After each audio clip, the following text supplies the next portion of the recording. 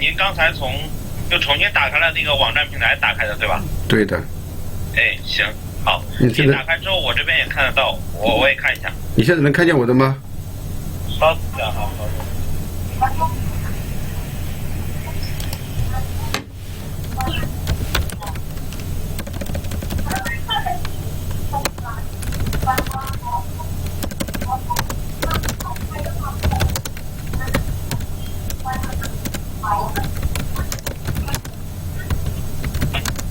常叔，您说2句话。Can you all hear and see me？ 能听到我说话吗？哦，有人回复了。声音画面清晰。好的，那我就开始了啊。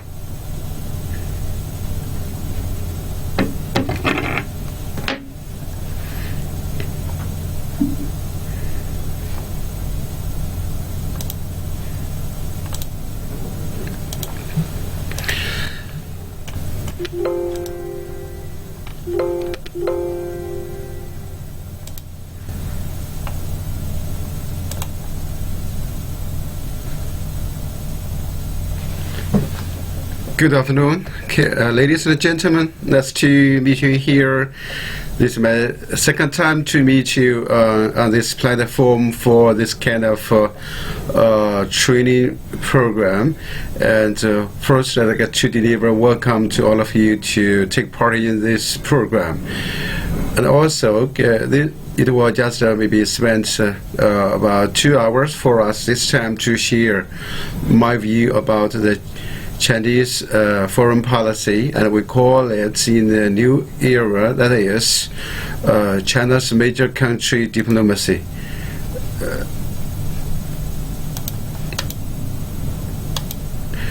So I'm the Dr. Professor Cao Hua from the International Office of CKPT. And first, I'd like to introduce, we have just marked out our diplomacy in last 10 years, and in the following years as new era foreign policy, we call and mark it as China's major country diplomacy. And first, to my understanding, we have 3 main goals to blueprint the major country diplomacy, in the recent and in the coming years. The first goal for China's major country diplomacy is to build an international community with a shared future for mankind, linking the happiness and the interests of all humanity with the happiness and the interests of the Chinese people for win-win mutual benefits. These are our just top goal to set up this diplomacy. The second goal is to provide an action guidelines for fulfilling China's major country responsibilities and international obligations, improving the appeal and the influence of Chinese ideas and Chinese solutions. As a fact of that, China has been growing up and been growing stronger and stronger in terms of economy and international attraction for many fields. So China has been acting as a major country in the world for more than 20 or 30 years. So we have to just shoulder the responsibilities and obligations in the world as a major actor in the world. The third just main goal for China's major country diplomacy is to offer Chinese-style modernization as a resources for other countries, especially developing countries. As you may just have heard in these days, that shortly after the conclusion of the Chinese Communist Party CPC National Congress several days ago, so the Chinese modernization is a hard just maybe verb. It's a hard, just very, very hard just verb in complexity. It's a lexity in and out of China. So the Chinese-style modernization maybe can serve as an example and a model for the consideration for other countries, especially for our developing countries, including China. So here I'd like to share with you about a very short movie about our China major country diplomacy from the news conference. So please. Foreign reporters have attended a press conference with the CPC delegates and China's top diplomatic bodies. Our reporter Feng Yilei spoke to them after the event and asked them about China's foreign policy. China's commitment to promoting world peace and common development has been welcomed by foreign observers at the Congress.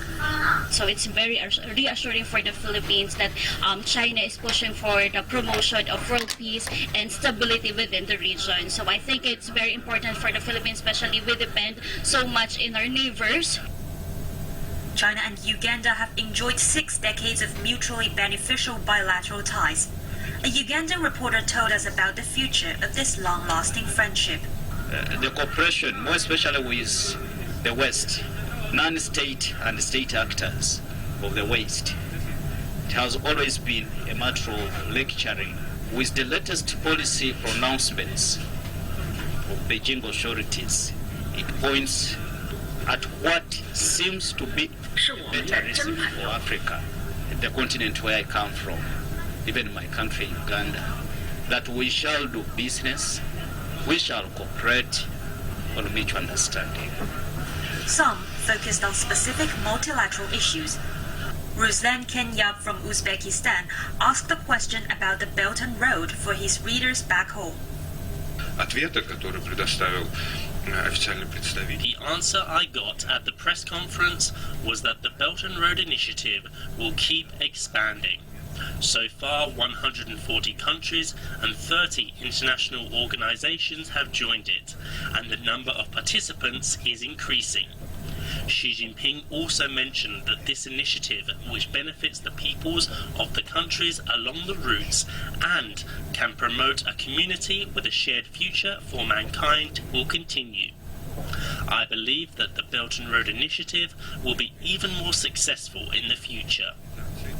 And the initiative of a community with a shared future for mankind, which truly embodies win-win cooperation, will be recognized by more and more countries. Santom Pasavas from Laos also got his answer at a group interview from a party delegate of the bordering Yunnan province. He highlights some benefits and what's going on about the Lao China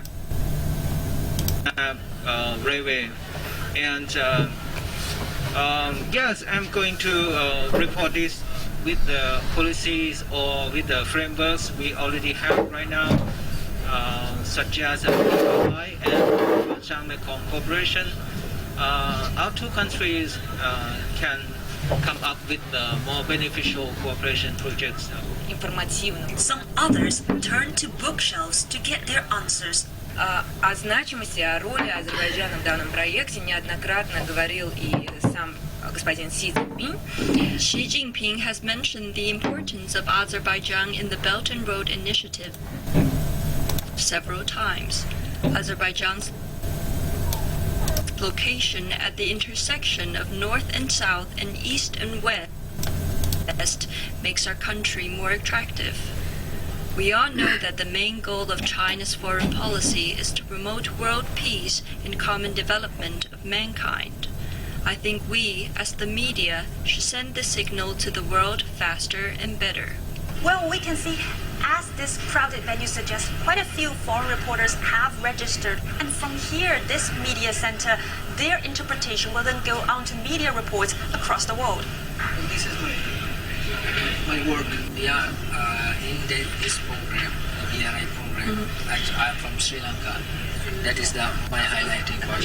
Right now it's published. Feng Yilei, CGTN, Beijing. Foreign reporters have attended the press. So after the movie, you may just heard some, you may have got some just maybe comments from media and a news conference and the media just maybe professionals from several countries. To my understanding, in China's just major country diplomacy, this policy has been exercising 12 principles and with Chinese characteristics. So the number one, so the Communist Party of China and will just maybe emphasize that the party leadership is the most distinctive feature of China's diplomacy, because the CPC has been playing very vital role in modern China for the economy, for the welfare, and for the whole country, for the whole nation's rejuvenation. And also, this party has been leading the country to contribute to the whole world. So number two, is to safeguard the dignity of the country and the security of the system. Because of the environment of the growth and the growth development just to be processed, and China has been very just treasuring our security of the system and also the dignity of the country, of the nation after about 2 centuries just be hardship, and we suffered so much. So today we have been very, very just appreciation the dignity and our just reputation of the whole country. So number three, to strengthen the top level design and the strategic planning and scientific thinking, historical thinking, innovative thinking, and insist on hard work. From many stories and around you, you may have just a sense that we have we have highly appreciated the top level design. We have very strategic just vision for the development of the whole country, of the nation, in the field of the industry and business and the whole economy and welfare, and so we have the general top level strategic plan. Also, in every field, we will have our scientific and historical thinking to make just a detailed planning for the development in the future. Number four, to use dialectical materialism and historical materialism to assess corrective use of history and the development of human society. So the Chinese people have been just holding a view of very objective and in two sides. Number one is dialectical materialism. This is very active among the Chinese thinkers and among the Chinese citizens, and we will just view everything from the positive and the negative, and they can change, they can shift from this side of the opposition. So we hold this kind of philosophy to see it and to view and to examine everything and events from just two sides. And also the Chinese people and Chinese philosophy treasures the historical materialism. We of course we insist on the objective just a view of everything. So historical maybe perspective is very crucial for our thinking and for our decision making. So number five, to combine the Chinese dream with the world's dream, China's development with the world's development. Usually, we have been just we place our single country, single nation's development, our dream of prosperity, together in the maybe in the surrounding and the environmental or just maybe atmosphere of the whole development of the whole nation of the whole world. Yeah. So the global just maybe prosperity will be our context of the Chinese just maybe dream. Number 6, to contribute the Chinese wisdom and the Chinese strengths to reform the global governance system, oppose unilateralism and promote multilateralism. In the last just about 20 years, the Chinese people have been just observing that the existing governance system in the world is not so good for the updated situation of the whole world, because this governing system has been just be set up by just a group of advanced and industrialized countries or nations or groups, and they were just be try to keep their interest from very old just perspective to forbid the other country or other nations from sharing with their just interest. So the Chinese people, along with growing up, and we will try our best to make it and try to make it this just the governance system of the whole world more acceptable, more rational. And in this process, the two obstacles, the major obstacles is hegemonism and unilateralism. So we just promote multilateralism to win more support and to make it more plausible to the reality. Number 7, to reject superiority of civilizations and the clash of civilizations, promote equality, mutual learning, dialogue, and tolerance. And as a developing country, and the Chinese people and the Chinese nation has been just be developing in recent history from very just a backward position, and we have been suffering from this kind of superiority, and also their just idea about the clash, the rising civilization, or the waking up, just the civilization will be the opposition for their superior just be religion, like maybe Christianity or some other just kind of beliefs. So we would like to promote equality, mutual learning, dialogue, and tolerance. Welcome to the world today on CGTN. So this is just short movie about our top story this hour. China has always been committed to this foreign policy goal of promoting world peace and common development. A press conference has been held on diplomacy with Chinese characteristics Thursday morning. Our reporter Chen Ziyuan has the story. Making friends, neither isolation nor kneeling to the power. Xi Jinping said in the report, China stands firmly against all forms of hegemonism and power politics, the Cold War mentality, interference in other countries' internal affairs, and double standards. Thursday's press conference on diplomacy is to deliver a picture of how the country will view its relationship with the world. 倡导践行真正的多边主义。 We have advocated and practiced true multilateralism.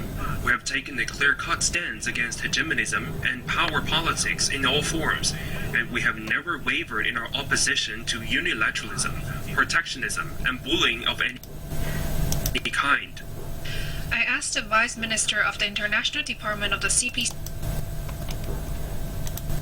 Hello and welcome to the world today on world peace and common. China stands firmly against all forms of hegemonism and power politics, the Cold War mentality, interference in other countries' internal affairs, and double standards. Thursday's press conference on diplomacy is to deliver a picture of how the country will view its relationship with the world.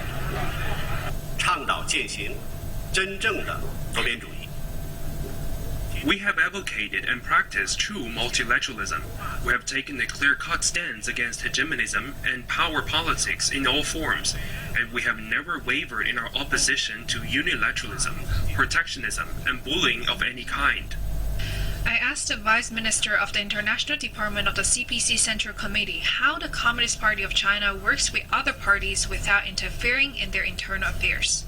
Our party will not lecture other political parties on their internal affairs, nor will we export the Chinese model and demand other political parties and countries to copy our practice. In the same vein, we will never accept the condescending preaching by others, or simply copy the political system of other countries. Officials say China plays an active part in the reform and development of the global governance system. It upholds true multilateralism and promotes greater democracy in international relations. There are indeed some forces in the world that have gone against the trend of history, maintaining the Cold War mentality and believing in zero-sum game. They are keen to stay in small circles and fight a new Cold War, draw lines with ideology, start up camp confrontation, and engage in hegemonic behavior. This is the greatest threat to the world order. A divided world is not in anyone's interest, and camp confrontation will only lead the world to a dead end. Officials say China is committed to deepening and expanding global partnerships on equality, openness, and cooperation. They say the country will strive to create new opportunity and view a human community with a shared future for all. Chen Ziyuan, CGTN, Beijing.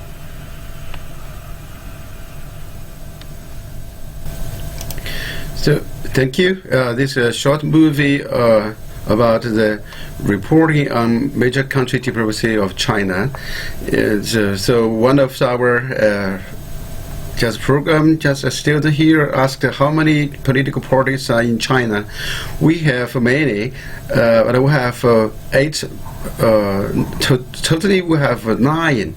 Just 9 just political parties in China, with the Communist Party of China, the CPC, and other 8 democratic just maybe political parties, and we work together, and they all have their just seats in National Congress to work together to support the political system. Hello, welcome to the world. Also, let's go on with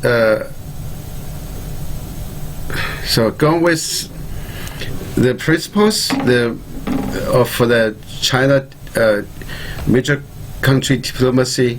So number 8, the principle is to reject traditional international relations, which cannot cope with today's problems and challenges.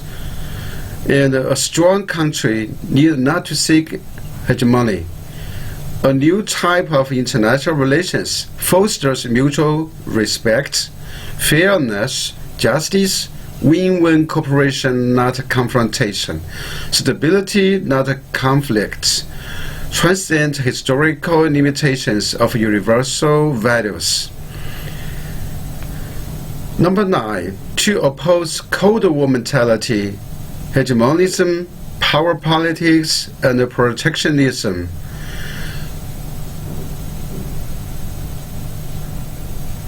Oppose interference in the internal affairs of other countries under whatever pretexts.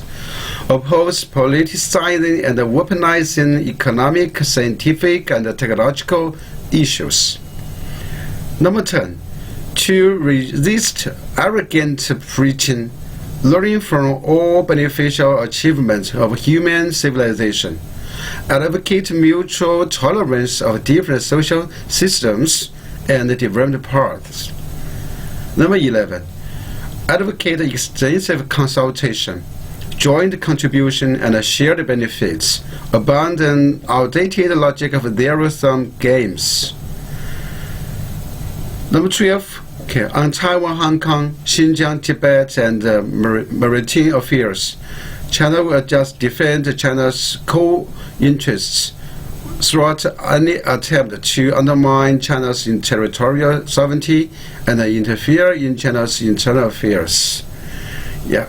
This is 12 principles of the China major country diplomacy according to my understanding.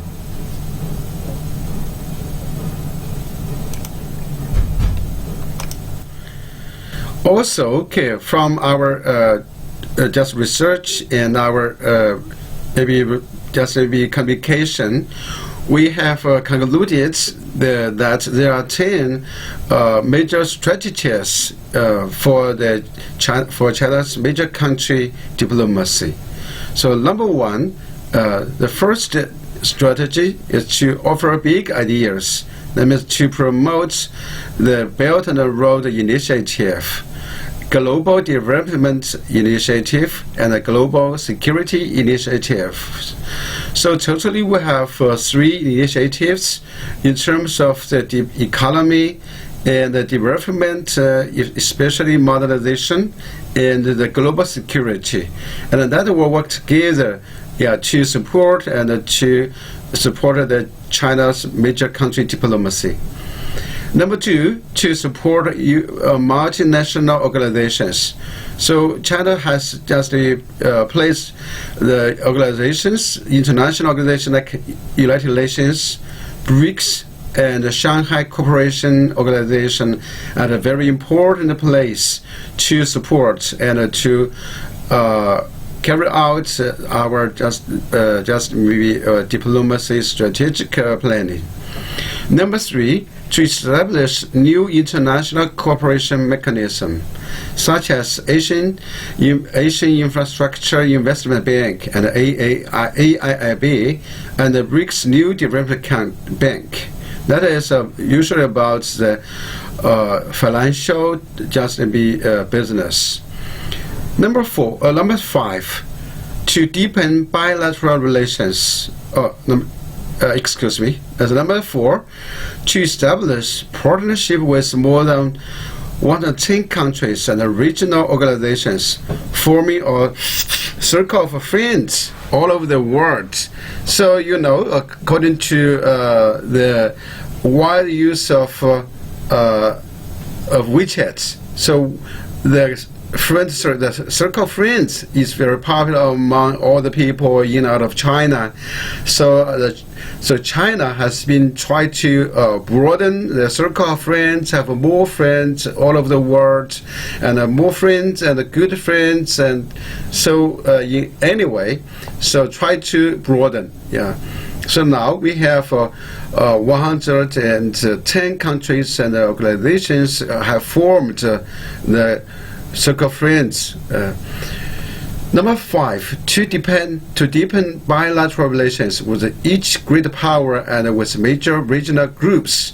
And that is one of the most important strategies in China to operate our diplomatic business in every field. That means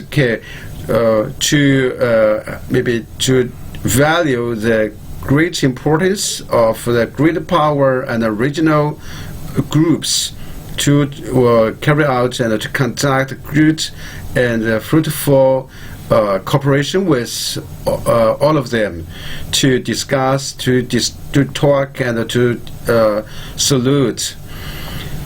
Number 6, to promote key forums to explain China's diplomacy. For example, the Davos World Economic Forum and the Postal Forum for Asia in Hainan province. Every year, there were all of the people across the world will be waiting for the speech and the speech from the Chinese leaders on the Davos World Economic Forum and the Postal Forum. That will be one of the direct approach to get to understand, get close to the Chinese maybe planning. Number 7, to coordinate with other countries to address on non-traditional security challenges, such as terrorism and cybersecurity. Every year, China will host the World Cybersecurity Conference to invite the professionals, experts, and officials to discuss. And also, we have been collaborating with all the international organizations and the major countries to counter the terrorism everywhere, because the Chinese people and the Chinese government also have been suffering from the any kinds of terrorism. So we will not tolerate any kind of terrorism in the world. So number 8, to participate in the United Nations peacekeeping operations. So we have been the number 2 country to devote the budget, and also to send the peacekeeping soldiers in Africa and in Europe and also in Asia for the peacekeeping mission. We've been doing this about just 20 years from Cambodia, or 30 years when I was a university student in the 1992 when I just came into the campus, and we were very just surprised at the overseas peacekeeping soldiers who have been placed in such a kind of very dangerous surroundings, and little by little we are getting used to this kind of operations, and all the people who attended the UN peacekeeping operations will be admired as heroes in the Chinese people. Number 9, to encourage Chinese diplomats to assert confidence and display an energetic spirit, showing self-confidence. And that's from our history and from our lesson we have learned and taught about the hegemonism and power politics in our recent history, that you must be confident in just dealing with your foreign relations, and that will be the only way to win the respect and the equality from your partners, from maybe your opponents, from your partners as well. So number 10, to leverage various platforms from diplomatic organizations to research institutions to create an accurate discourse narrative about China's diplomacy. So the Chinese people, especially Chinese students, university students, are just learning, trying their best to learning the skills and the mechanism about how to create, how to help maybe outside the world to understand China, because the Chinese people, the Chinese government and the Chinese nation and anything in China may be misunderstood according to the Western media, because intentionally or unintentionally they have been doing this to mislead the audience about the image and the reputation of many countries in the East, including China. So they will be very. This is very be urgent, just a task for the Chinese young students and young people like me to try to create a good and rational and objective image and reputation for Chinese people, for the Chinese country, for the Chinese nation, and for the Chinese systems in the world. And you will be very about maybe in the past 10 years. For me, I was very upset that the Western media reported the Chinese just happenings from such a kind of irrational, so just even stupid perspective. They may just make just a rumor or just make stories to mislead the audience. And we are all the have been suffering, especially the Asian countries, and it's unfair for us. So we are working hard to create maybe a very just rational and the real just image of a Chinese people and Chinese nation. So this is a major 10 strategies for the ongoing China major country diplomacy.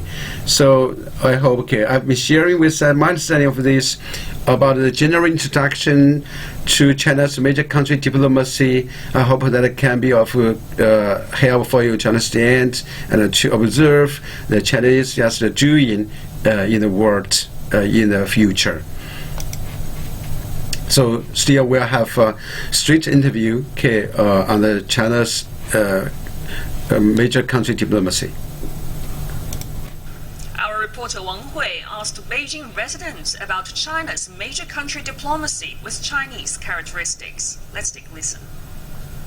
中国通过这么多年的发展，我觉得一个是自身具备了这样的实力。 China has been able to get involved in global governance through years of development. As the world's second largest economy, China is also very influential in the global economy. So I think China is obligated to participate in global governance, and it can be more active.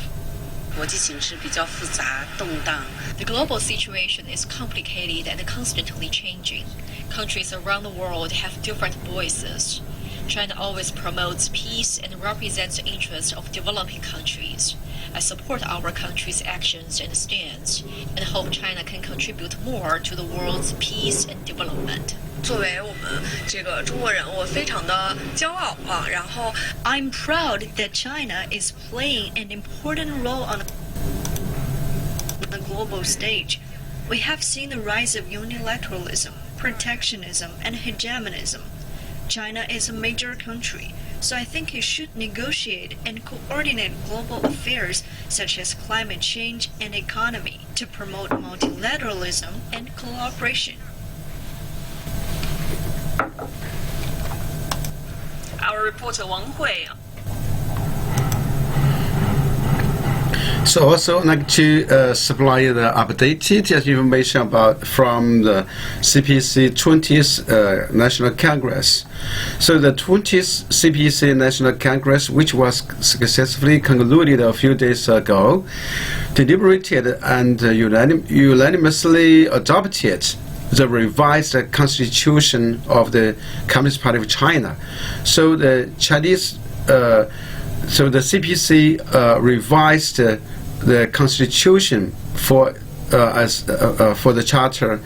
So one of the just revision is to include the party constitution, the statement on advancing humanity's shared values of peace, development, equity, justice, democracy, and freedom.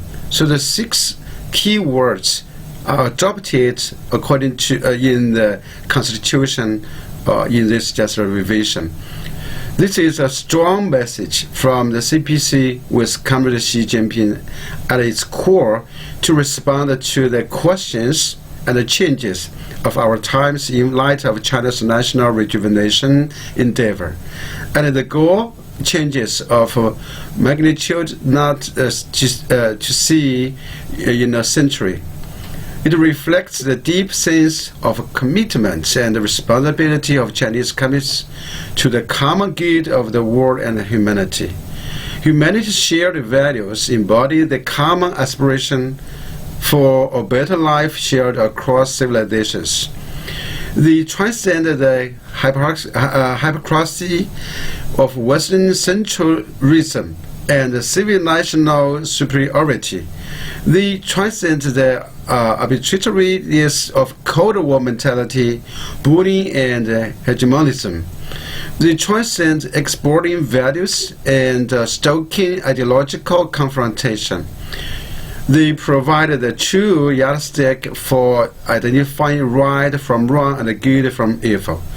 We are firmly convinced that as long as we stand on the right side of history and human progress, countries in the world will seek common ground while resolving differences, live in harmony, pursue win-win cooperation, and promote mutual understanding and affinity. The world will work together to build a human community with a shared future and jointly make the world a better place.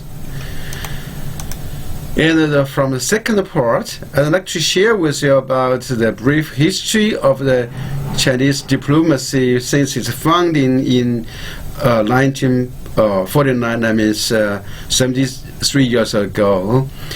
In the year of 1979, shortly after the founding of the People's Republic of China, as Beijing as the capital, at that time, the whole world, or just maybe, have been has been undergoing a very chaotic period. That's a wave of independence of national maybe states all over the world. So maybe we can just understand most of the national states maybe called independence around this during this period. So China was one of the countries to win the independence and declared independence under the founding of the People's Republic in 1949, and in that environment. So the newly born Chinese government is faced with many problems, many threats, and many questions, and have many links and linked with the old government, controlled by Kuomintang, not the Communist Party of China. So at the beginning, the central government of China adopted a policy in diplomacy to clear up for a new start. So we started from zero, from nothing. That means we say no to any unfair and biased and prejudiced maybe agreements and obligations of from the old time. So we cut off any kind of link with old maybe government led by Kuomintang, and we established diplomatic relations from zero. Yeah, so we cut off, we shut down any diplomatic relations with anybody in the world, and we start very soon from zero. So that's the policy of start from zero. So we clear up for a new start. And it was proved that it's a very wise decision because we started from zero, and we can maybe plan. We could have the chance to plan the development of the new China from very maybe rational and clear starting points. So this is zero.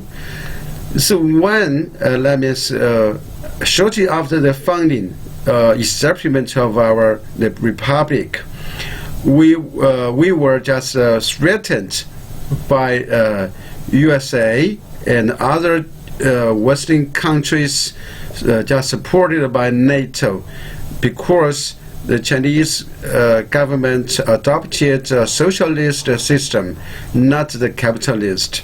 So that they regarded us as an enemy. So they decided to destroy the newly born government. So at that time, under the threat of the Western camp, led by USA, supported by NATO. So the Chinese government in 1994 adopted a policy in terms of diplomacy that to choose one camp, to join one camp for the national security.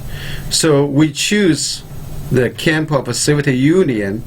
Led by the Soviet Union to safeguard our government, to have the security protection from one camp.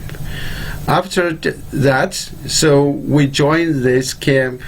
That's very important for the Chinese government at that time to buy the time for the restoration of the social order, to reconstruct our industry, the economy, and to cure the hurt of the by the World War. We have suffered. The Chinese people have suffered the longest time in World War II, and we suffered the most, maybe the most in the world in World War II, because we have been invaded by Japanese army for more than about just 15 years, and they have taken over maybe 2/3 of the whole Chinese cities, big cities, including Chongqing here. And so we need that maybe a policy to join one camp, to win the time for the restoration of the social order, to build our houses, and to build our farms, and to develop our economy, and to give more and a better life for the people who suffered in the war. And so that the first 10 years, from 1949 to 1959, so in that first 10 years, and China have been basically recovered from the war in terms of the industry, total economical system, social order, welfare, and foreign, maybe foreign affairs. So after 10 years, maybe honeymoon between China and the Soviet Union, and of course, in this during the honeymoon, in the cooperation between China and the Soviet Union, China just will pay the cost for the help from Soviet Union as a weaker member in the camp. So the Soviet Union want to establish military bases on the mainland of China, and many other irrational demands from Moscow. And so the Chinese government cannot just accept this kind of demands, irrational demands, and that because that will maybe work against the Chinese philosophy about be independent in foreign affairs. So independence is so valuable for the Chinese people, for the Chinese government, because in the past 2 centuries, China didn't have the chance to be totally, really independent. So the Chinese government could not just rely on a country so heavily, because we treasure independence. Of course, this will just be not just be okay for the Soviet Union. So after 10 years honeymoon, so we have been quarreled. So the quarrel between China and the Soviet Union so fierce, and even they were threatened to fight. So the Soviet Union just stationed 1.5 million land force along the Chinese border. So the good relation between China and the Soviet Union was broken. So in 1959, I mean, shortly after, exactly after 10 years, we broke up. And after the breaking up, so the China, just maybe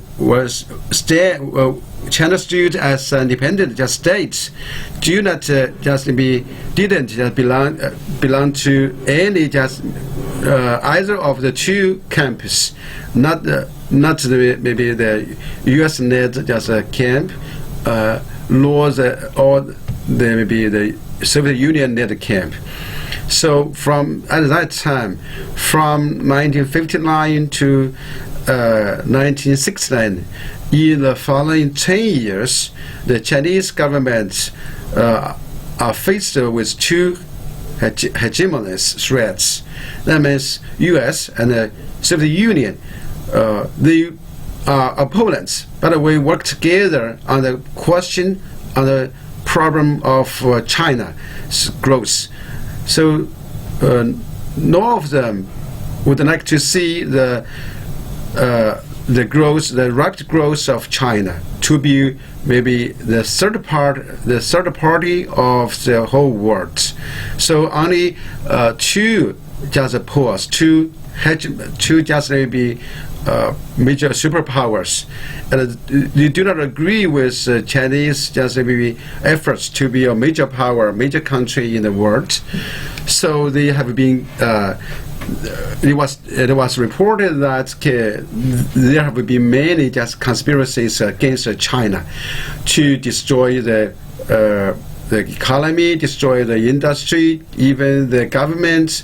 So during that 10 years, the Chinese government and Chinese people have felt everywhere, every time, just the threats and the risk just from Washington and Moscow all the time during the 10 years.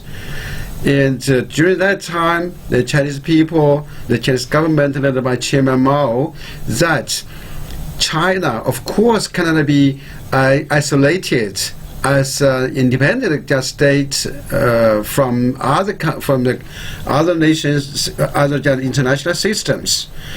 So in the year 1970s, the Chinese government just were classify that the whole world as three tiers. So the first tier, the first world is superpowers. That is, there were two superpowers, the Soviet Union and United States. And also, behind the superpowers, there were about just 5 to 6 major powers, major countries. That is, they were the industrialized, advanced, industrialized and modernized countries like Japan, like Germany, France, Britain, and Singapore, and many other countries. They about just 6 to 8. So we view them as major powers. And China, of course, was naturally one of the third world. That means we are powers. We are just developing countries in the third world.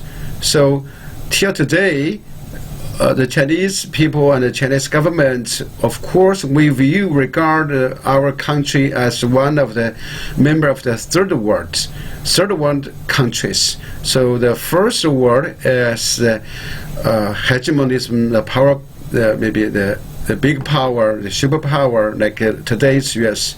And the second world is just totally industrialized and modernized countries in Western Europe and in some part of Asia. And of course, the third world is composed of developing countries like China.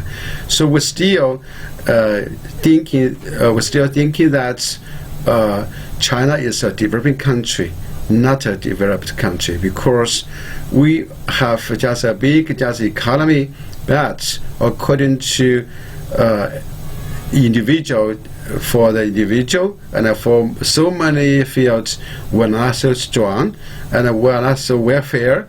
So we just we understand. So China is still a developing country. Also, after 10 years, so this is from 1969. So China just maybe understand and regard the whole world as 3 worlds. Now, the first world and the second world and the third world. The first world belonged to the 2 superpowers, and the second world belonged to the several major powers which were industrialized and modernized, and the majority of the world belonged to the third world, and they were developing countries till today. So after 10 years, that means in 1979, the Chinese government just maybe made an adjustment to our diplomacy, that according to our assessment and evaluation of the current situation, Soviet Union was a top threat, a top risk of the world order, because at that time the Soviet Union was so aggressive, so just maybe intolerant about the others' development and the growth. So Chinese government adopted maybe a policy that unifying one front against the imperialism, especially Soviet Union imperialism. So that's the beginning of the maybe ice breaking between China and United States. So very soon, so China and United States just maybe connected and paid visits by the former U.S. President Richard Nixon, and accompanied by the by Kerry Kissinger, the state. And in 1972 and in 1979, so we established a diplomatic relation with the United States. So after 10 years, so the Chinese government adopted a change to the foreign policy, that is to collaborate with the United States to fight back the threats from Soviet Union. So we call this policy as the united front against the imperialism. That is mostly mostly this is Soviet Union. And after just maybe another 10 years, that means in 1980s, after the Mr. Deng Xiaoping came into the arena to lead the Chinese government and the people to open up to the outside world and to reform the economic and social systems domestically, and we adopted to release tension. To raise tension between China and the Soviet Union. So we try to soften the relation between China and the Soviet Union to make a triangle. So in the 1980s, after 10 years since the establishment of a diplomatic relation between China and the United States, so Chinese government adopted an adjustment to the diplomacy, that to make a triangle. To make a triangle, that is China, Soviet Union, United States. The 3 major countries working as a triangle. China, of course, was not so strong as the others, but other two. So China just worked as just a balance between the two superpowers. That means, okay, for example, this is a triangle at the bottom. We are shorter, according to the lever. So Deng Xiaoping adopted a principle and a policy to hide the light and to buy the time. That means to make full use of every minute, every hour, every second to develop our economy, to better up our social system, to reform our economic system. So this is 10 years for China to place much more attention in domestic affairs. First, to open up economically, to open up the market to the outside world. That's the start of the start of the development of maybe big cities like Shenzhen, like Chongqing. So after the opening up and the reform policy initiated and exercised by Deng Xiaoping in the 1980s, so we have been enjoying 40 years of opening up and reform. So that's a maybe strategic chance, opportunity, and that's a golden time, 40 years for China to be concentrated on the economic and development domestically and internationally. So after that, after just 20 years of the reform and opening up, and the Chinese central government exercised made just a slight, maybe amendment to our diplomacy. That is, three columns. We adopted three columns just diplomacy. That is, we need to just demonstrate that China, after just nearly 40 years just development, has grown up as just a major country in the world. Yeah. So we'd like to demonstrate our just maybe capacity, our responsibility, and to the region and the whole world. So in the year of 2008, in the financial just wave started from New York, from the real estate. So that but the Asian, especially ASEAN, the south of Asia countries suffered the most. Started from Thailand and Singapore and many other Asian countries suffered so much in the financial crisis. So China just came out at a time, at a crucial moment, to save the markets in Asia.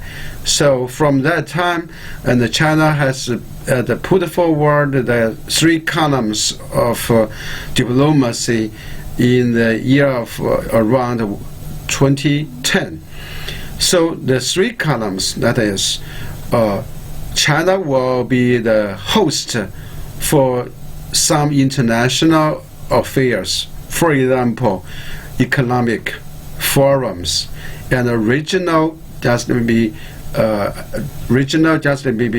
security, and also other just maybe human just maybe destiny. For example, the green development. So the second maybe just a post is neighborhood.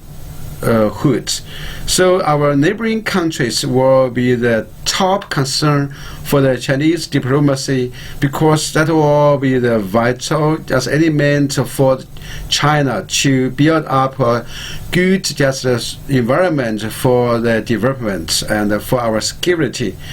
And the third as a column as major country diplomacy.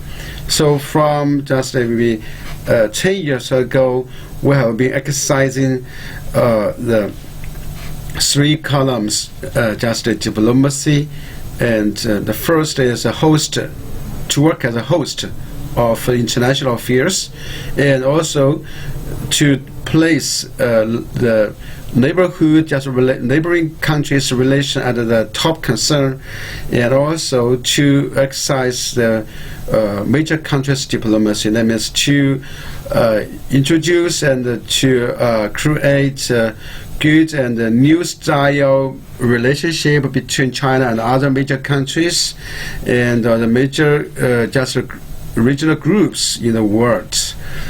And the 3, that means in the just maybe about 5 years ago, so the Chinese government just explained how the Chinese government were just we implement and conduct the 3 columns, just diplomacy, especially the major country diplomacy, from 3 perspectives. The first perspective is about historical, the history. We have to just respect the history.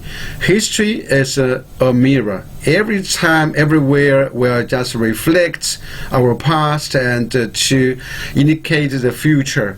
So we'd like to examine and study the history to help us to get a better and a deeper understanding of our current situation and the possibilities in the future.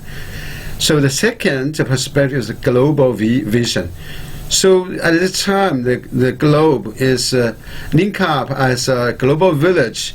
So it's inevitable, it's impossible for any country to be isolated from the global system. So for any just a question, any problems, and for any business, we'd like to just uphold a global vision. That means everything is linked on the global arena. The third just perspective is about the rural action. That means we'd like to place and act as a rule in the global system, and we cannot just pay no attention to what's going on around us, because the work is so just closely, so tightly linked, interacted.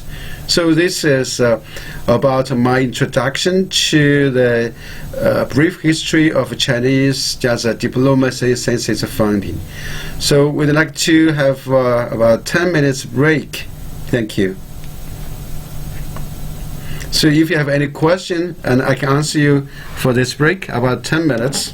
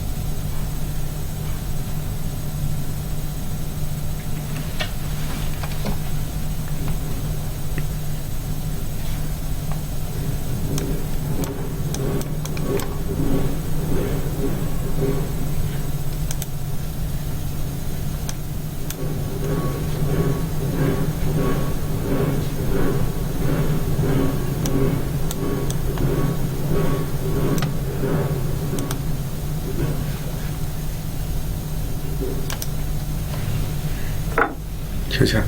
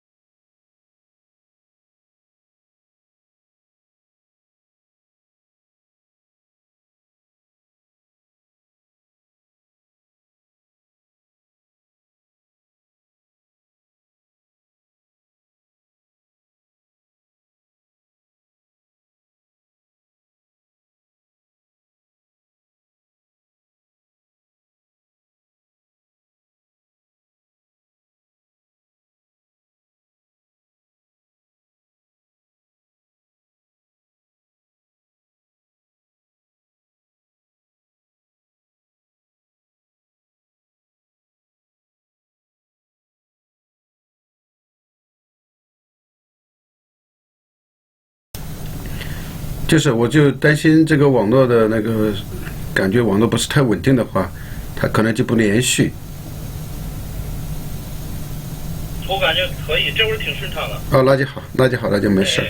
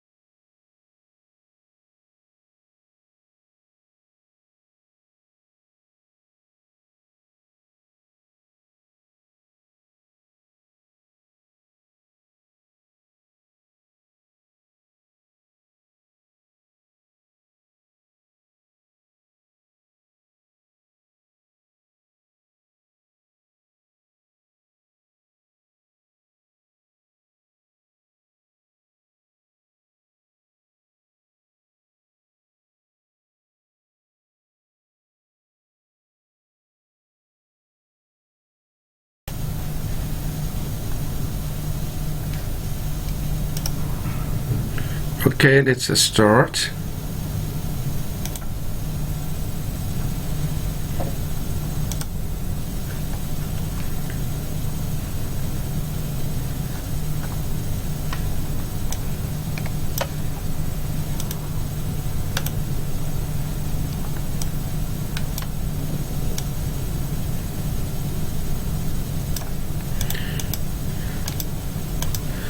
Okay, so currently the Chinese professors and experts think the Chinese government just now from the latest just maybe message, of course we have been insisting on that the theme of the world in the past and today and in the near future, the theme of the world will still be peace and development.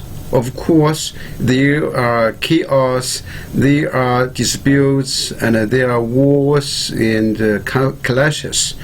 But the theme, the mainstream of the world today and tomorrow will be peace and development.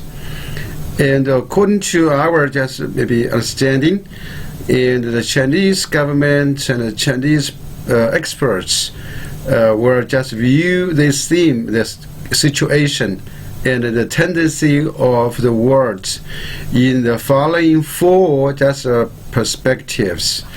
So number one, the world is still in the process of a multipolarization. That means there are hegemonies, power politics, and there are just maybe bullies and other just maybe unfair and irrational actions. But the world is still in the process of multipolarization. So there will be, little by little, there will be no superpower. And there will be 6 major powers, or even today, the one superpower with other 5 or 6 major powers. So, for different just maybe professors and different resources, and there are slight difference about which countries are the 6 major powers in our understanding. For example, the major powers they are United States, China, and Russia, and to some American experts, they do not recognize, they do not regard Russia as one of the 6 major powers today in the world. And also India and other countries, for example, EU as a whole, and Brazil or South Africa or Japan, or so we have different just versions about who are the 6 major powers in the world today, and the difference will just lead to our just a different understanding of the regional situation. In terms of the GDP, and here's the statistics. So in the year of 2010, and China, the USA is 10 trillion, and China is just exactly half. That means 5 trillion. And after 7 years, and China took up not 50%, but 60%. And in that year, and China just maybe has just maybe amount up to the GDP of China has amount to 10 trillion. In the year of 20, it is estimated that in the year 20 or 25, the American experts establish a kind of model, sand plate to measure that there will be just maybe a version that China will just surpass the GDP in amount in terms of C.I.A. or other just maybe just criteria. In the year of 2035, and also there will be a kind of maybe estimation that maybe China will have 22 trillion and the USA about 20 trillion. So this is a kind of estimation from different sources, especially from the understanding of the American experts. They were just to be estimated that China will surpass USA in terms of GDP. But GDP is not all. It's not everything. GDP is one of the maybe displays one of the criteria for us to measure the total capacity of the economy, and so we cannot just be just demonstrate the quality and the individual and the other just be important elements about this. So this is a kind of one kind of just maybe estimation. The second just tendency of the world is globalization. So the Chinese government has been just exercising or opening up just policy for so many years, and globalization, economic globalization will be the tendency still in the future. And the Chinese government every year we will just be explain our firm standing on this, that China will uphold the economic globalization policy. And in our standing, there are 4 new driving forces to drive the Chinese or even the world economy in the future. The first one is the Alipay or eBay, anything like that. That means financial and the IoT. Yeah. The second is e-commerce, especially the cross-border commerce. And the third one is a high-speed train. That means this is one example of infrastructure. Infrastructure, for example, this evening we'll have a topic about BRI, the One Belt and One Road initiative, and in that just a topic, we'll have more details about that, especially about the infrastructure. And also sharing economy, and this is a sharing bicycle, sharing automobile, and sharing public just services. So anything. So this is what's going on in China, and I hope we just understand this as one of the major. There are the 4 new driving forces to push to move to support the economic development in the future. And the third, just a tendency of the world will be diversification. That means diversify is the process is going on, still going on in the process. So the whole world. In the whole world, we have more than 200 legal entities, and also we have more than 2,000 nationalities. We have more than 6,000 languages in the world. So the world is full of diversities. So diversity is regarded by the Chinese people and the Chinese government as vitality. So the vitality, the diversity is the vitality of the whole world, of the world system to develop for the future. So diversities and are the just principles for example, the diversities in the biological circle, diversities in the political circle, so diversities in the economic circle. Yeah.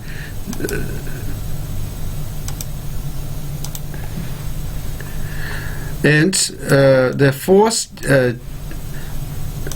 The fourth tendency of the world in the future is informationization. So I call it information, and informationization is a fourth tendency of the world. And according to Chinese experts, there are 4 key techniques transferring internet economy to internet plus economy. So in the past, maybe 10 years ago, the world economy was led by internet economy and just maybe initiated from the advanced countries like USA. But in recent 10 years, China has been leading the internet plus economy. So, for example, internet plus agriculture, internet plus just maybe housekeeping, internet plus just anything. So that is a society of informationization. So informationization is is a sure tendency of our life, of our future, of our whole world.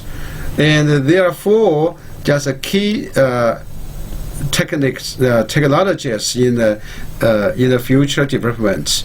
The first one is digital economy. And the second one is intelligent manufacture or smart manufacture. And number 3 is artificial intelligence or maybe blockchain or something like that, meta. And the number 4 is IoT, Internet of Things. For example, our university. So CQBT, the Chongqing University of Postal and Telecommunications, has all the 4 key technologies. For example, we have the economic, we have just maybe a college of IoT. We have a college of economic management, especially featured with strong research and development of digital economy. And also we have a very strong faculty of smart and intelligent manufacture, especially about the industrial internet. And we have been creating the world industrialization standard for this, for smart manufacture. And also we have a strong faculty of information. For example, the School of Information and Communication Technology, Engineering, and also have a faculty of Computer Science and Technology. Also we have a College of Artificial Intelligence. So that's why we have been hosting this kind of advanced seminar to train as professionals and officials and technicians in this field. So one of our one of our 2 classes today, and one from the economic IoT, one from the AI and Meta. So you will have the chance to get to understand more about the CQBT R&D in the key technologies. So this is my brief introduction to that. They are the 4 major tendencies of the world, especially for the economic and social systems development, for your just consideration. And in the new area, so under the maybe the strategy and the diplomacy of major country diplomacy of China, and we call it a new era. So in the new era, the Chinese government is conducting on all dimensions and multi-tiers diplomacy.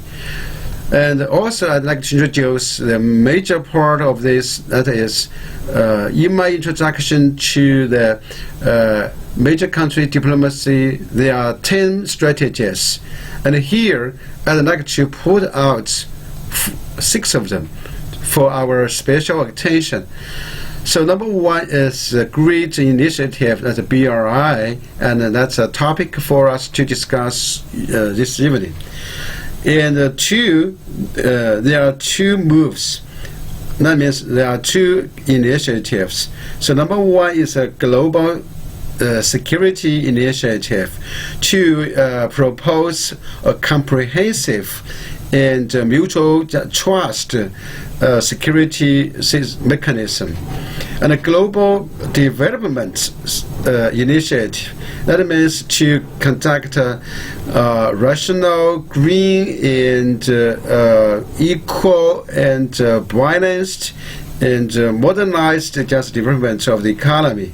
So there are two moves. One is global security, the other is global development, especially the Chinese style modernization. The three platforms, we have three platforms for our major country diplomacy. Number one is Shanghai Cooperation Organization, and started from as economic cooperation, and also at the very beginning it's against its target. Just its top goal target is about to fight against the terrorism in Middle Asia and in the related just area, and now it is becoming more and more economic just. And BRICS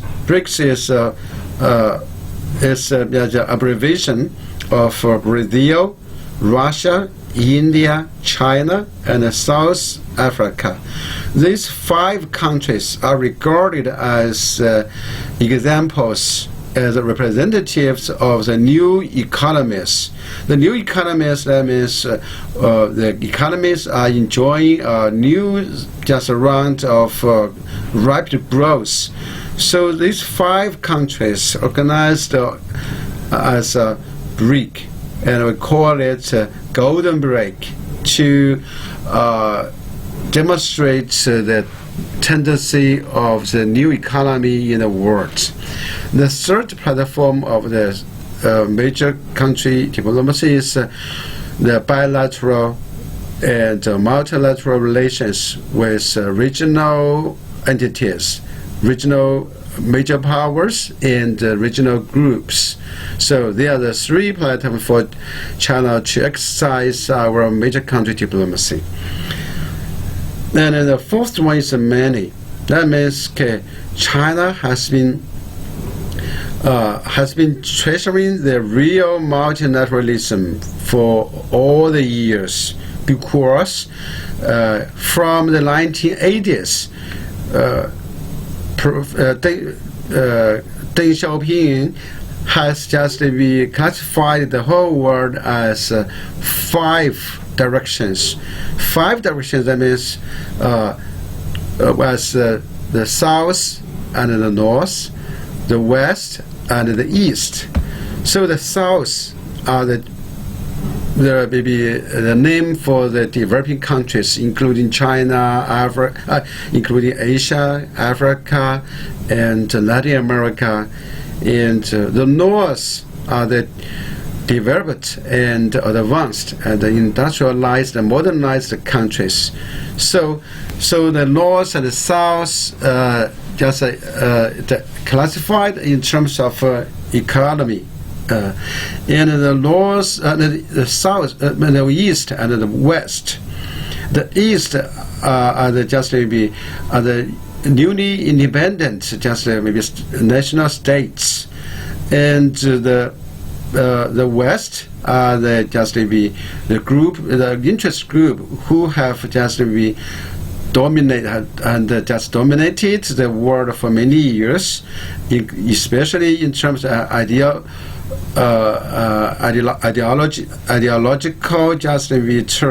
ideological terms. And the middle means the countries in the Far East, like China, Singapore, and India, and these countries are just placed in the middle, but they were just open up to the four directions: the north and the south and the east and the west. So China has been introducing the multilateralism ideology for all the years. So that's why everywhere in our documents for our diplomacy, China will just highly appreciate multilateralism. Though the fourth one is the circle. Circle first is the neighbors.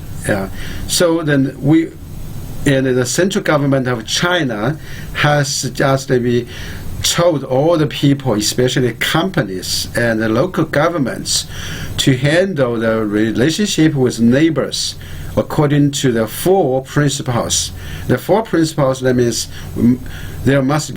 we must work for amity, sincerity, mutual benefit, and inclusiveness. So there are four principles and worked as together for us to handle our relationship with our neighbors. So to build up a circle of friends and good neighbors. And the last one, the sixth one, is all. So the all, everybody will just be in the community of a shared future. And everybody, all the countries are one part of the global governance system. So we'd like to take part in and to contribute our wisdom, contribute our effort to build a community of shared future, to improve our global governance system. So these are the six spotlights of my understanding of the China's major country diplomacy. Here are some comments. First, is that so the vision of building a community with a shared future for mankind serves as a great banner, pointing the way forward for our times and humanity. It complies with the fact that the interlinking and interdependence between countries is more frequent and intimate than ever before, charting the course for the world that is currently at a crossroads. The second is the high-quality construction of the Belt and Roads injects important impetus into the development of participating countries. Totally, we have 63 countries for this initiative. The Global Development Initiative proposed by China this year guides the international society to revitalize global development. And the Global Security Initiative proposed last year by Chinese government provides comprehensive schemes for the world to cope with international security challenges. Over the past 10 years, the world has been faced with grave and complex international situation and unprecedented external risks and challenges. The international balance of power is undergoing profound adjustments. Unilateralism, protectionism, hegemonism, and power politics are posing greater threats to the world peace and development. The backlash against globalization is growing. The world has entered a new period of turbulence and transformation. So this is a comment from one expert, and also the United Nations comments. So the UN Secretary General Antonio Guterres once said that the purpose of practicing multilateralism is to build a community with a shared future for mankind. Over the past 10 years, China has actively participated in the reform and development of the global governance system.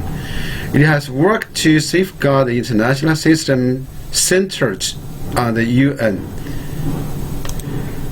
The international order, underpinned by the international law and the basic norms of international relations based on the purposes and the principles of the UN Charter.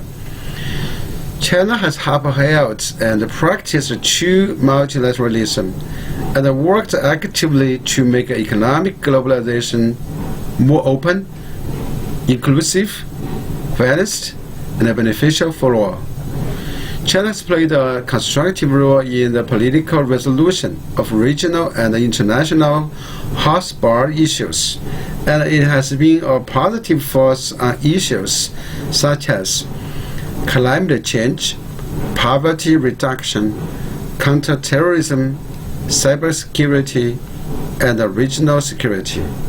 In combating the COVID-19, China has engaged in international cooperation and launched the largest global emergency humanitarian operation since the founding of the People's Republic of China, and supplying medical support and vaccine assistance for many countries. So especially we're still in the suffering of COVID-19. That's why we have to just conduct our training programs like this online. Before the COVID-19 and before the year of 2020, this kind of program will be held on our campus in Chongqing, so that all of you have the chance to come to visit us, to talk to us face to face, to visit our campus and the city spots, and to visit the companies, industries, and some other historical places, to get a better understanding of the geographically and sometimes maybe scientifically. So I hope, according to our understanding, so next time of this program, we will meet face to face in our lecture hall, and we can have more chance to greet one another. And but we're still just fighting this pandemic. So. And also, I'd like to just share with you about the relationship, the core of the relationship between China and the USA, because that's the most important bilateral relations in China, for China, for the regional and international just to be things. And in terms of the China and the U.S. relations, with the rise of China and the relative decline of U.S. global dominance, the competition between China and the United States has intensified. This phenomena will be very apparent from the year 2010, under the regime of former President Obama. So former President Obama announced that China is rising so rapidly, it is out of our expectation. And that kind of a rapid development will be tomorrow. Will be a disturbance of our stability of our ongoing system. So they have adjusted their policy toward China, and little by little to adopt a more intensified style to contain China and to slow down the development of Chinese economy, and try to just slow down the speed of Chinese development, especially their reputation as a rising power regionally and internationally. Although both sides hope that the competition will lead to a win-win situation, rather than becoming a zero-sum game. From the perspective of international politics, competition among major countries can easily be affected by irrational factors, and the results may not necessarily become what those countries expect, and even lead to the opposite. According to the Western theories and experiences of international relations, rising powers often challenge established ones, and the latter often fears and takes precautions against the former.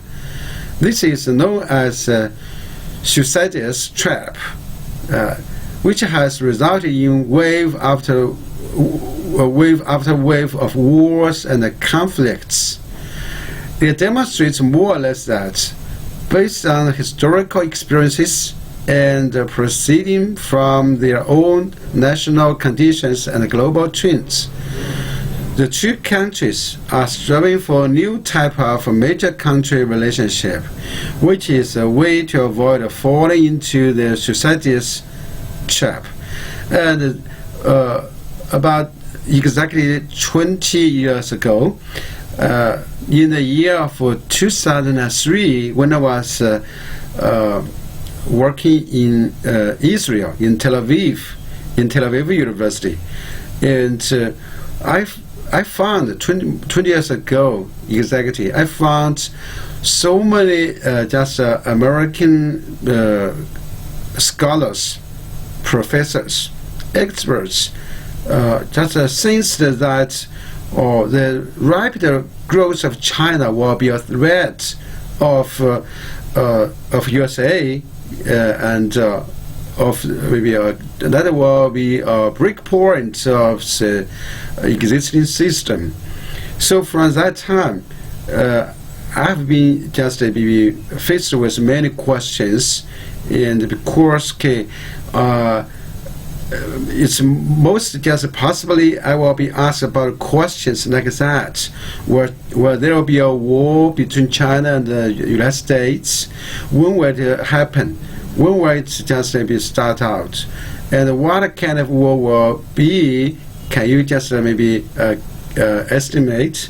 So during the past 20 years, there will be a question like that.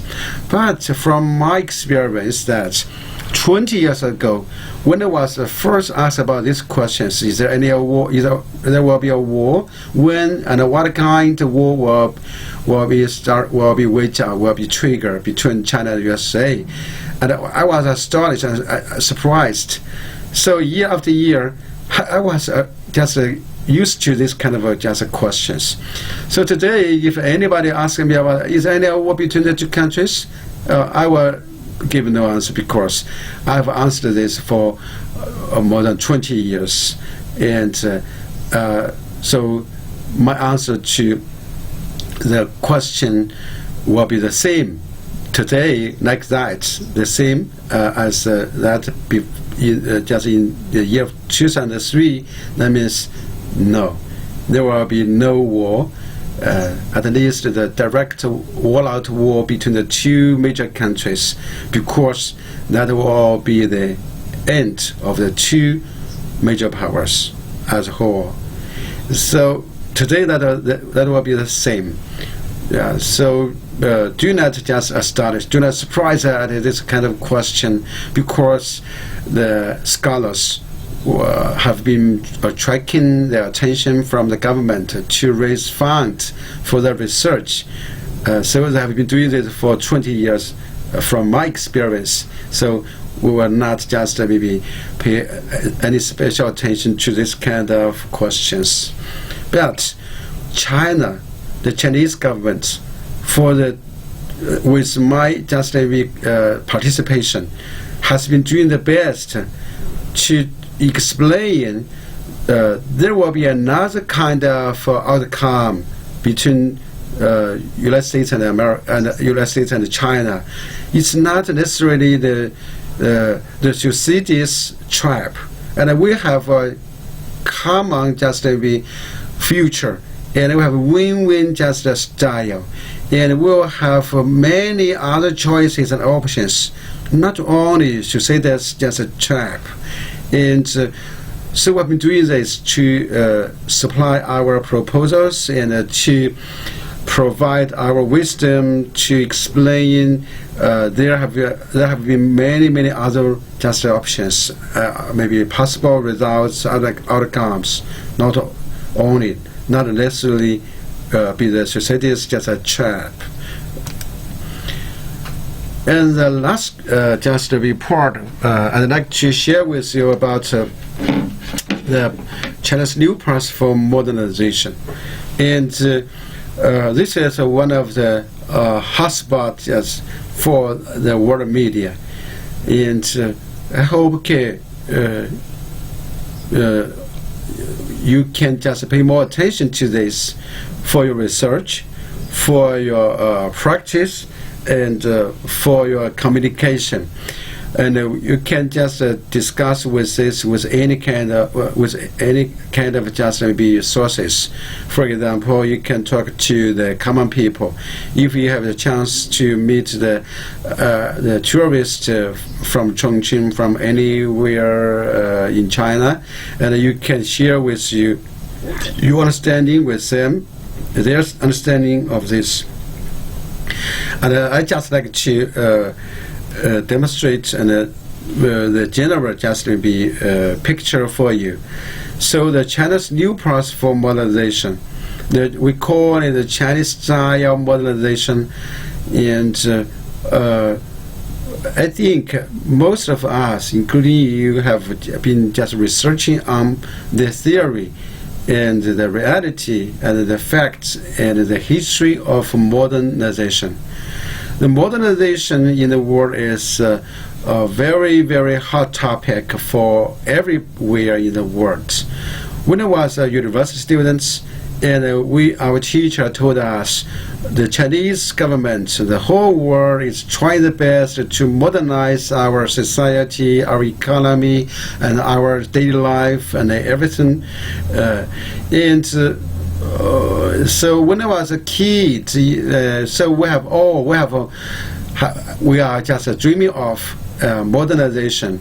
And so I came from rural area of China, and so in China, maybe when I was a kid, we regard the modernization for the Chinese family. That is, we have the supply of electricity, the power supply. If we can enjoy the electricity, that's one of the symbol of modernization. And when I was a student, when I was when I graduated from the university, I worked as a young teacher in the university. The modernization is that to have a cable telephone. Yeah. So when I was 27 years old, I modernized my family. And the most important just step is to own just a telephone, the wire telephone. And after 5 years, so you'd like to modernize your life with a cell phone.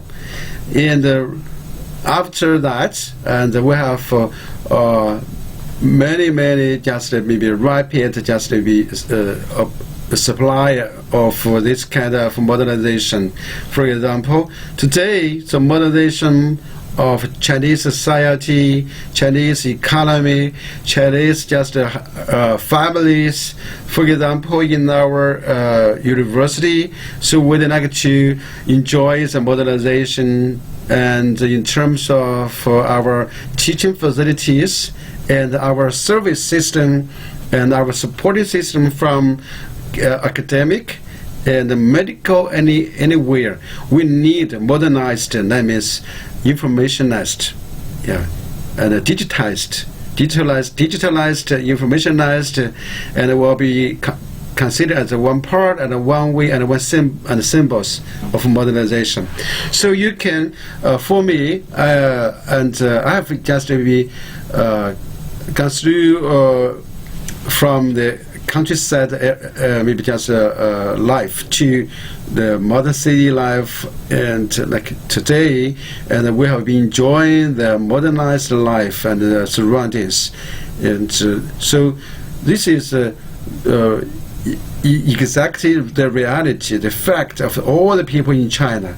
It doesn't matter how old he or she is today. For example, my mother, she is 84 years old, so she can just use a cell phone to pay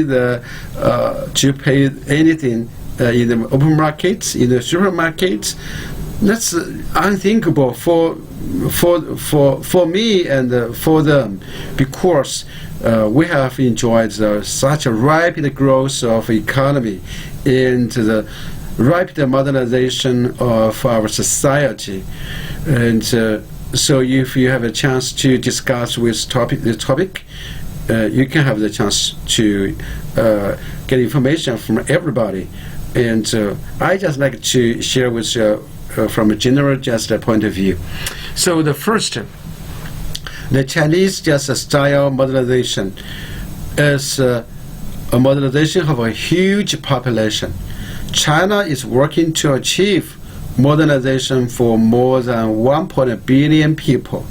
1 billion people were just count up about just a quarter, exactly, maybe a quarter, not a quarter, maybe just 20% of the whole just maybe world population. So a number larger than the combined population of all developed countries in the world today. So all the developed countries, they put together their people, the population is less than 4 billion, like the population in China. So we are working to modernize a huge population of 1.4 billion. So if our neighbor, India, so if they just realized the modernization, and that will be the greatest contribution to the world modernization because of the huge population. So this is a task of unparalleled difficulty and complexity. It inevitably means that our pathways of development and methods of advancement will be unique. We will, as always, bear China's realities in mind as we address issues, make decisions, and take action. We will neither pursue grandiose goals nor go by the rule book. We will stay patient in advancing the course of history and take steady and incremental steps to sustain progress. So it took about 50 to 60 years for China to accomplish just a China-style modernization. The second is, it is a modernization of common prosperity for all. Achieving common prosperity is a defining feature of socialism with Chinese characteristics, and it involves a long historical process. The immutable goal of our modernization drive is to meet the people's aspiration for a better life. We will endeavor to maintain and promote social fairness and justice, bring prosperity to all, and prevent polarization. This is very challenging for China. From my experience, I have visited about just 50 countries in the world during in the past 20 years. And it's challenging for the growing economies. We need some people in our society to get richer and then richer, to demonstrate how to get wealthy. On the other hand, we cannot just maybe tolerate only just small group of people to grasp the wealth of the country. And there must be a majority of wealthy people of society. That will be the stability of the society. So how to protect the majority of the people will get the wealth, and there must be some pioneers to show to need the people. So we have just maybe researched. We have just tried many approaches, but today I think we have just wiped out the poverty, as a whole, and also the modernization is going to all the people's life, including their daily life, the house keeping, and their working in the countryside, in the factories, and in the downtown.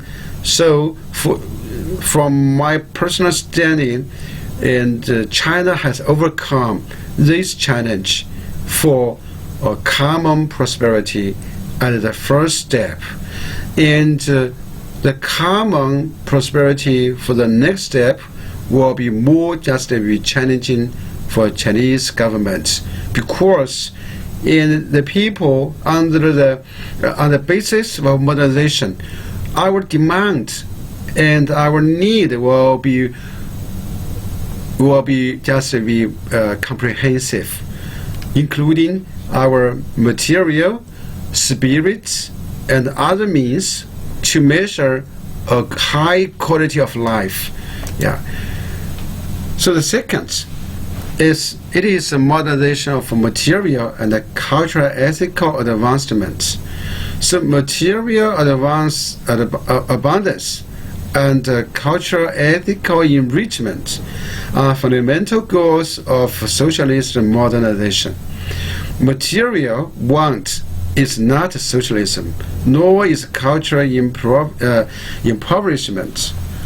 While continuing to consolidate the material foundation for modernization and improve the material conditions for people's well-being, we will strive to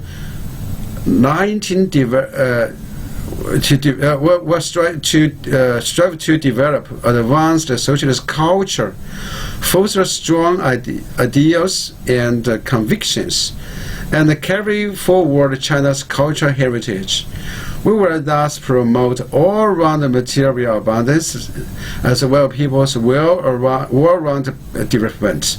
So the well-round and all-round material abundance and the well-rounded development of people, they are the two norms to measure the high quality and the real modernization of the people.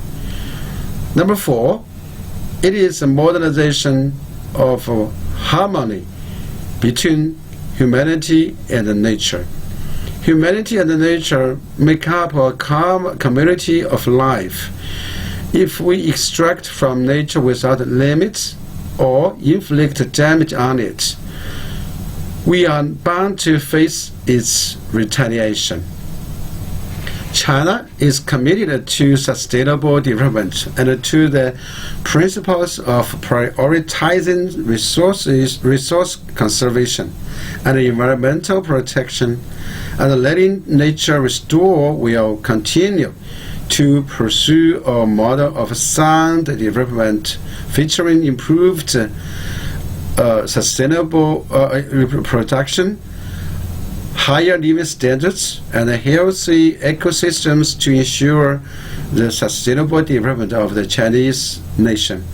So that's sometimes it sounds just to be not so understandable. So you like to develop your economy, and you like to protect nature. But from many years ago, you were, for example, when I was a college student in Chongqing, and we were suffered from the maybe the dust and the water pollution and just maybe the climate change and anything like that. So we have just noticed that we maybe in these years we have not been so friendly to the surroundings, to the nature. So shortly after that, the government adopted a green development policy. So in recent just 30 or 40 years, the Chinese government has been investing so heavily in the environmental protection. For example, in education. When I was just first just took up a position as a teacher in the school nearly 30 years ago, we were required as a teacher to learn the ecological just maybe theories, and we were required to help the students to learn about the environmental protection. So my first group students were all just kept on the hot topics of environmental protection, and they had many chances to adopt just examples and case studies. And today, this topic, environmental protection, is still one of the hot topics, but it's not so hot as that 10 or 30 years before, because maybe all the people in China now have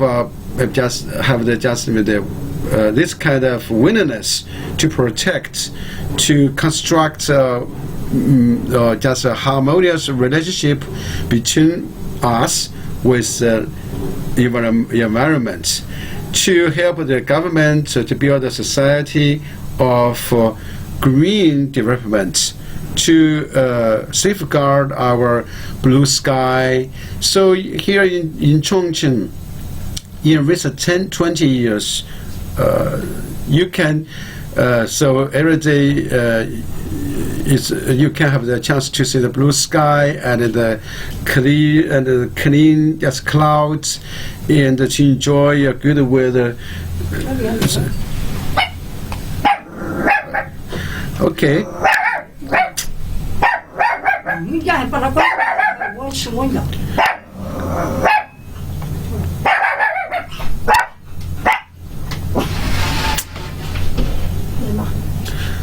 Okay. The number 4, it is a modernization of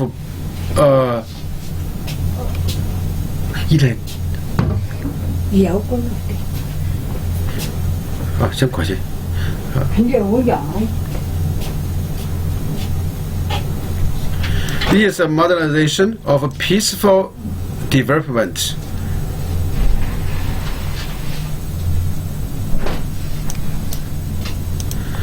In pursuing modernization, China will not tread the old path of war, colonization, and plunder taken by some countries. That brutal and blood-stained path of enrichment at the expense of others caused great suffering for the people of developing countries. All the developing countries, all the countries in the third world have suffered so much from the colonization and the wars and other just unfair just treatments.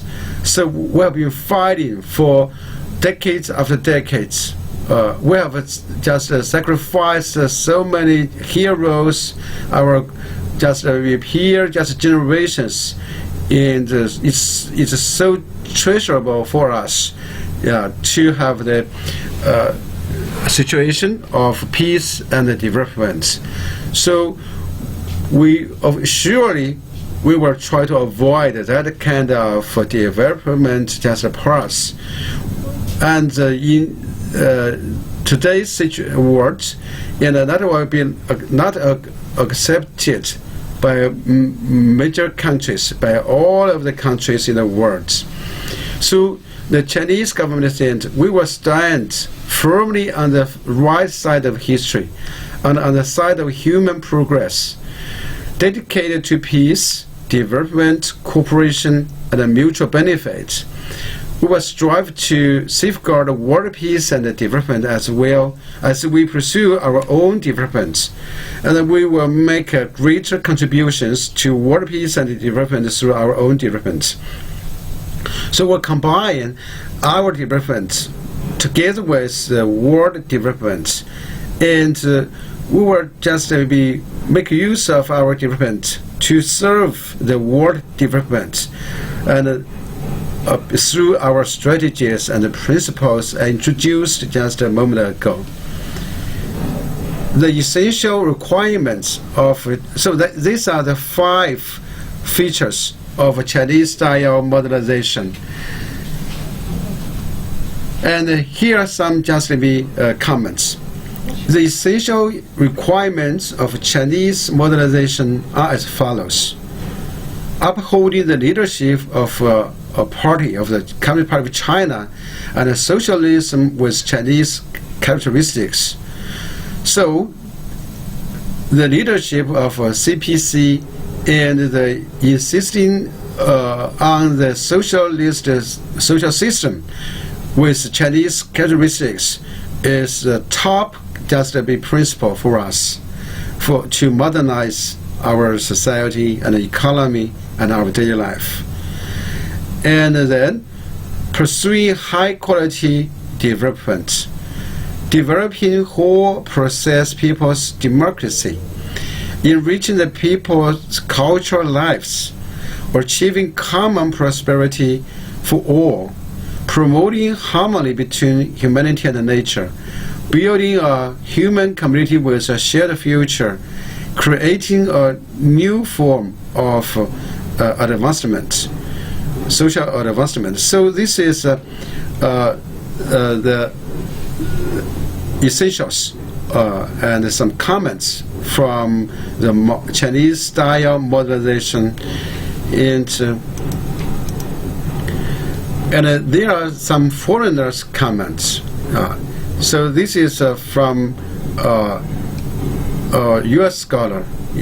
China has made a great achievement in building a modern socialist country under the leadership of CPC, offering a new path for modernization for other countries. So the U.S. expert Robert Lawrence Quinn,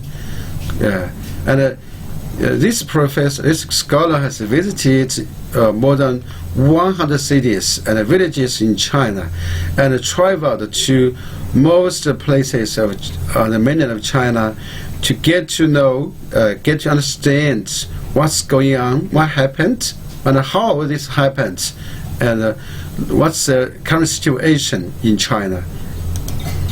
And this took some pictures about the modernization, that means common prosperity. So all the villagers in the past, they live in the cottons. Of course, my parents about 10 years ago lived in the cottages, in the huts, in the heart of the forests, and all. And so now they moved to the newly built villages, and there are public facilities for their exercise, for their entertainment, for their recreation. So they want to live longer and longer, because in recent 10 years and 20 years have been the life for them is becoming better and better. and they can just maybe tell. They can just make out, okay, oh, this is really different. Every day life is new for them. And also this is this in a very remote area, yeah, and in Guizhou province, okay. This the poverty alleviation in C.I.A. So this is a relocation site. So all the poor people in the forest and will be moved to the relocation center, and to build a small town, and to build the public just facilities, and to make it just more convenient for all the people who live there. So everywhere in China, in the countryside, there are just relocation sites like this. In my hometown, about just 300 kilometers from my point at this time, yeah, from my campus.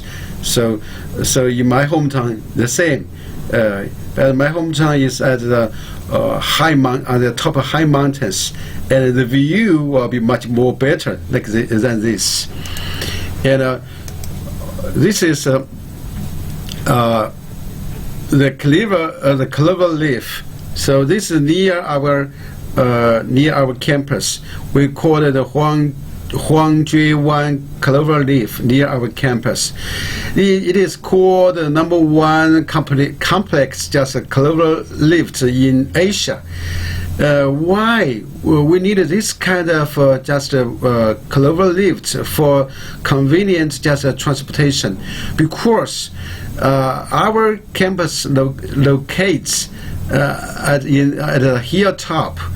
About 20 years ago, this location was very backwards. That means there's no direct transportation from the downtown to this place, and this just the clover leaves will link the countryside, small towns with downtown of Chongqing, the business center. And it is very, very just interesting. For example, this is a challenge for our navigation system. You know, in China, everyone like me, when we drive, we totally depend on the navigation system, and the navigation will tell you, please keep just going on the right, keep straight, keep on the turn just left. But sometimes, if you are just receiving a call, your cell phone will miss notice from the navigation system, and you will go to the wrong way, the entrance, and it will take you half day to go around and around on this just clover lift. So this is a joke.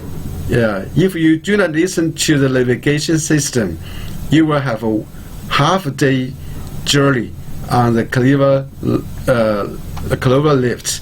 So it's about just a 5 minutes drive from our campus. This is a clover lift just a section between the countryside, the forest, between the countryside and the downtown, the business center.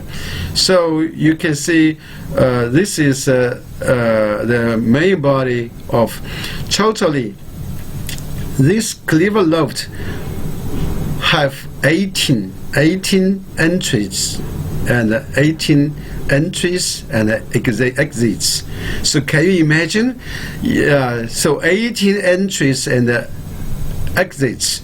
So if you take the wrong entry, and it's a puzzle, like a puzzle to drive, and it's very, very just maybe sometimes it's interesting for you to practice your driving skill. So we usually will just encourage some girl students, please drive to the Huangjuewan clover lift to practice your driving skill, because Chongqing, our city, is a mountain city. So the city it's built among the mountains and along the rivers. So it's challenging for you to drive in such kind of city. Seldom can you have just a flight and street, just be driving roads. Usually up and down and turns after turns. So this is a very typical, and I'd like to show you, and you have a chance to visit us later. I'd like to guide you to this clever lift, and that's challenging. So China's modernization provides an example and a model for developing world. So the Pakistan ambassador to the United Nations said China's model of development is a success story. The lifting of over 700 million people out of poverty is an economic miracle. It is both an example as well as a model that can be followed by many developing countries. The permanent representatives of Pakistan to the UN. Yeah, so this is the comment and from some just maybe diplomats and from many sources. Oh, this is my just maybe sharing with you about the China's major country diplomacy. So I'd like to take several questions about this topic, about in 10 minutes to answer. So if you would like. So thank you for your listening. So we'll meet here about 2 hours later. So thank you.